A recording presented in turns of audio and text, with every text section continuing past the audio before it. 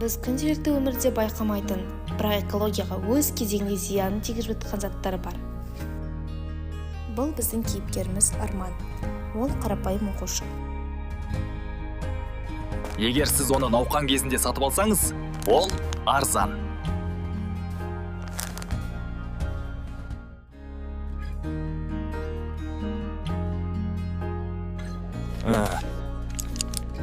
Тиімді бағада алып, ақшамды үнемдедім. Бірақ бұл шындығында ол ойлағандай тиімді ме?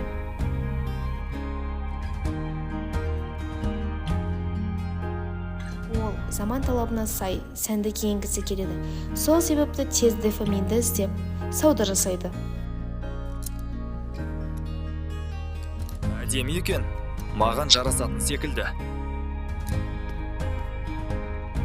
Ол жеке бас тазалығын жақсы ұсынады, бірақ маңызды заттардың назарынан тыс жібереді.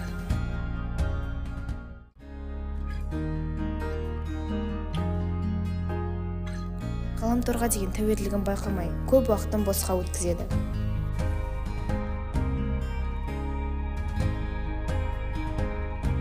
Тамақтану барысында өз организміне қажетті дәрумендерге бай тағамдардың орнына фастфудты жөн санайды.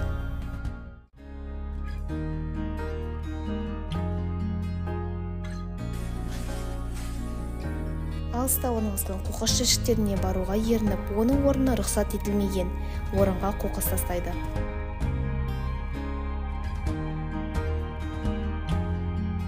Көз қуанышы үшін от шашу жағып, оның салдарын ескермейді.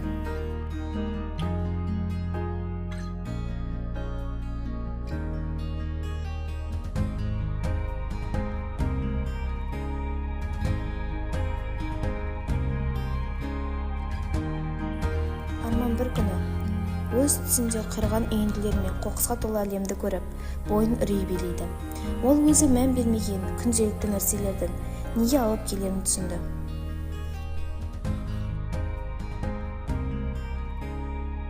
Экологияға келер қатердің алдын алуды өзінен бастауды шешіп, өз өмірін өзгертуге қадам жасайды.